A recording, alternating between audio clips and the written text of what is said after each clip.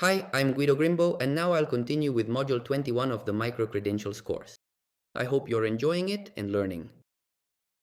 When we talk about microcredentials, we often think of individual achievements, badges that certify specific skills, or small, isolated recognitions.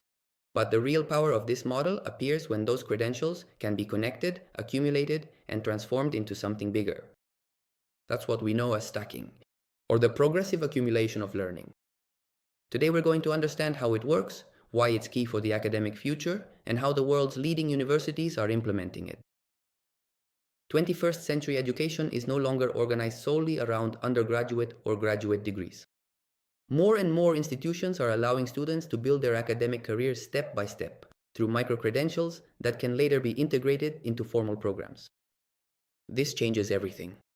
It means that a student can start with a short course, continue with other complementary ones, and eventually earn a diploma or university degree without having followed a traditional linear path. Let's imagine this. Someone completes 3 microcredentials in data literacy, statistics basics, and Python for analytics. Each one is equivalent to 2 EXTS credits. When they complete all 3, they already have 6 formal credits that they can transfer to a graduate or master's program. This is the central concept of stacking, allowing modular learning to have cumulative value and academic recognition. In Europe, this system is already in operation. The European Qualifications Framework and the European Credit Transfer System provide the structure that allows microcredentials to be recognized as formal academic units. Each microcredential is associated with an EQF level, for example, level 6 or 7, and is assigned a number of ECTS credits, which reflect the workload and level of complexity. In this way, a microcredential issued in Poland can be automatically accepted by a university in Ireland or Finland. Learning becomes portable, validated, and recognized. In the United States, the process is different, but the goal is the same. There, organizations like the ACE, American Council of Education, validate microcredentials issued by universities or even by companies so that they can be converted into academic credits. A clear example is the Google Career Certificates program. Today, more than 150 US universities accept these certificates as transferable credits within their own programs. This demonstrates something very important. The value of a credential does not lie in who issues it, but in who recognizes it. Australia is also moving in this direction. Its Australian Qualification Framework already includes formally recognized microcredentials.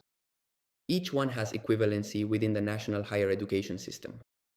It is a hybrid model that combines formal, continuous, and professional learning. Japan and Singapore are replicating this approach with their own recognition frameworks. And the result is the same: flexibility, mobility, and relevance. In Latin America, the process is just beginning. But there are very positive signs. Chile, Mexico, and Argentina are exploring how to integrate microcredentials into their university frameworks. Some institutions already allow short courses to be recognized as part of graduate programs. And several countries are working on regional agreements to make credits compatible between universities. If the region moves in that direction, we could have a Latin American microcredential space similar to the European higher education area. Now then, recognition does not happen automatically. For a microcredential to have formal value, it must be endorsed by the issuing institution within its academic policy. This means establishing clear rules, which courses can be turned into microcredentials, what criteria are applied for their evaluation, and how this is reflected in the academic management system. Without this step, a credential may look nice, but it has no curricular value. There are 3 stacking models that universities can and often do adopt: vertical, horizontal, and mixed. In vertical stacking, microcredentials accumulate toward a formal degree. For example, 3 batches of 2 credits each can add up to a diploma or a master's degree. In horizontal stacking, credentials broaden the professional profile in different areas, for example, communication, design, and leadership. And mixed stacking combines both paths, allowing for both academic and professional growth. This is the model that most leading universities are adopting. In Europe, for example, University College Dublin allows stacked microcredentials to be integrated into their official master's programs. In the United States, the State University of New York, SUNY, has designed a comprehensive stacking system. Each batch is equivalent to 1 credit, and several can be combined to obtain a technical degree or a professional diploma. Tecnológico de Monterrey in Mexico has also moved forward in this direction, with executive microcredentials that can be converted into academic credits within graduate programs. The pattern is clear. The boundary between formal and non-formal education is disappearing. But what is needed to implement this within a university?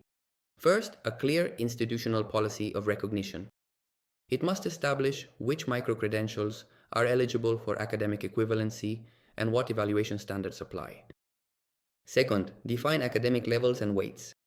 Not all microcredentials should be worth the same. They should correspond to a workload, EQF level, or local credits.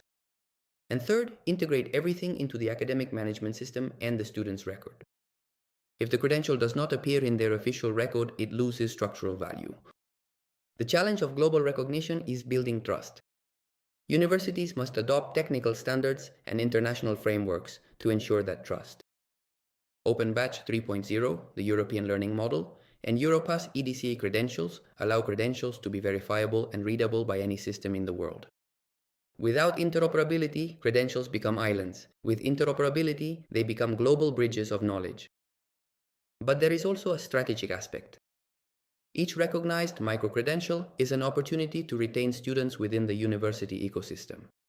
A student who earns their first credential at a university and can continue accumulating achievements within the same institution is a student who stays, who progresses, and who becomes an ambassador for the academic brand. Stacking not only improves mobility, it also strengthens loyalty and institutional reputation. The progressive accumulation of learning also democratizes access, allowing people who cannot enroll in long programs to build their path through short modules at their own pace and with the same recognition value. This model is especially powerful for lifelong learning, career transitions, and the development of 21st century skills. In summary, microcredentials are becoming the new basic unit of validated knowledge, small, flexible, and stackable. They make it possible to connect formal education, professional training, and open learning. And when a university manages to have its microcredential system recognized both nationally and internationally, it takes a qualitative leap.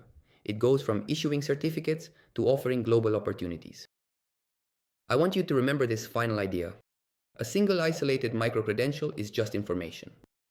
Multiple credentials connected to an academic pathway represent the future of learning, stackable, verifiable, and universal. And the universities that build their model of global stacking today will be the ones to define the standards of knowledge in the coming decade. Thank you very much.